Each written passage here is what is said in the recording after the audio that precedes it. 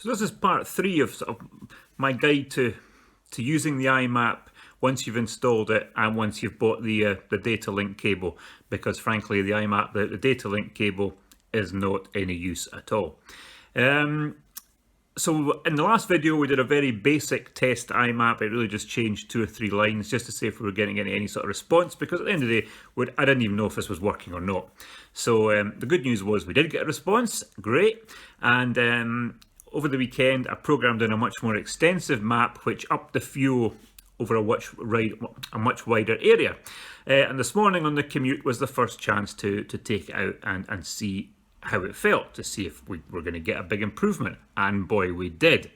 The acceleration, I mean, it's almost like having a different bike. Before, I think most Zoomer owners would know that acceleration, especially if you're going up a hill, is not very good at all. It's now completely different. The bike is off the line very fast. It gets up to 30 miles an hour plus very quickly, which the other ones, which before you had the iMap, it certainly didn't.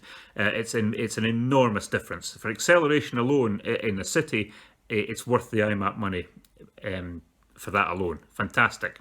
I haven't done a top speed run yet because I've not had the chance yet. Obviously with the traffic and things, it's just not possible, but I will try and do that over the next few days and report back on what the top speed increase is. There will be an increase because you can feel the bike pulling all the time. Whereas before, for most of the riding up hills and at anything over half throttle, the air fuel gauge was into the lean. Now it's quite the opposite. Now it's into the optimum zone, or even going into the rich, to the extent that what I'm going to do is actually just knock 5% off some of the values I put in, just to bring it back a little bit, because it's now, you know, well into the rich in some cases, and you want it in the optimum area as much as possible. So all in all, a great success. Now bear in mind, I'm only talking about a UK Zoomer here. I can't comment on Zoomers, you know, bought in Europe or Japan or anything. Mine is a UK spec Zoomer. I also have a Leo Vince exhaust on it, which it came with. That will make a difference as well. You know, how it's going to work, how the iMap will work with a stock exhaust, I can't comment because I don't have one. So anyway, finally, after months of wrestling with the iMap and trying to get it to do something, it's now working very well indeed, and making a huge difference to the performance of the bike, and it's simply by adding more fuel. It's basically doing what the Polini CDI did, but in a more controlled way and without all the dreadful side effects that device had. So I'm now able finally to recommend the iMap, but remember, you're going to have to buy the iMap unit and you're going to have to buy the data link, so you're probably talking a couple of £100 all in. It's not a cheap option, but at least I can say now with absolute confidence that if you wire it in correctly, follow the wiring, which I've done in a previous video, it works and it does a fantastic job. So that's it. I'm going to just briefly show you the map that I put in today, so you get a kind of idea of how I'm programming it, and then that'll pretty much be it. I'll update once I've got a faster speed run, but it's basically now a question of simply tinkering around with the percentages until you get it running exactly how you want it. So that just basically means up and down the garage with the laptop every day. One thing I would mention, Windows did an update over the weekend, and it seemed to knock out the link the software I had to download on the previous video to get the data link to work. All I did was reinstall it. It was fine. But if you do a Windows update, Windows doesn't seem to like that third-party driver, so you may have to reinstall it. But it's, you know, it's a 2-minute job. Just to warn you, because I couldn't understand why it wasn't recognizing COM port 6, and that is why, because it had decided to ignore the driver or wipe the driver. Anyway, all is good. I'm going to show you now, as I say, just the map I put in today, and have a wee look at it, see what you think, and that's basically it. The iMap works. If you want one, go and buy it. Buy the data link. It does the job. It really does the job. And that's it. Thanks as always for watching. If you can subscribe and like, much appreciated. I will update through my Instagram and my Tumblr and my YouTube pages as and when I have more information. So thanks as always for watching, guys. Ride safely. All the best. Okay, so this is the map that I put together for today's run. Now, I hope you can make this out. I apologise for the camera and everything, but hopefully it's reasonably clear. Now, as you can see down this side of the fuel software, we have the throttle positions from 0 up to 105 30% increments.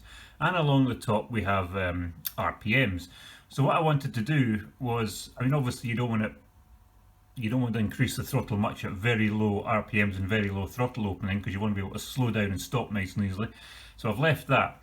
But then when we get to round about here, which is 30% of throttle, I wanted just to increase that by 10%, and that seems to have done an awful lot to improve the takeoff of the bike. As you can see, this particular map is set at 9,000 RPM. The red area is just to protect the engine; it can't go over 9,000. You can adjust this if you want to, but I mean, I'm quite happy leaving it at that just now. So as you can see, I've started off with just 10% increases at quite mild, just quite gentle throttle opening, just to give us a bit more fuel, and then upping it to 20 as we go through the revs, and then up to 30. And this is pretty much the way we carry down, all the way down to the last two, which we left blank simply to confirm the iMap was working. Now I don't need to do that because we know it's working, but obviously if I put the throttle on full today, what would happen is the needle would switch right back over to lean and the engine would die off. So what I'll be doing this evening is filling these out as well, so that doesn't happen at the highest throttle position. So what we learned today was the acceleration is now absolutely fantastic. I mean, it's a different bike basically, and that's great. What I am finding is that at the higher revs and the higher throttle positions, the needle, which obviously used to be in lean and the bike was going along very slowly, is now in rich and the bike is going along much faster. But what we want to try and get it to is, we don't want it in lean and we don't really want it too much in rich. We want it sort of in the optimum spot. So what I intend to do is just probably take 5% or so off these figures and just dip them down a little bit and just see if it makes any difference. So that's the fuel map we've got here. It's endless playing around with basically until you get what you're happy with. Now that just gives you an idea of how it looks. It's very easy to do. You simply click on the box and change the figures.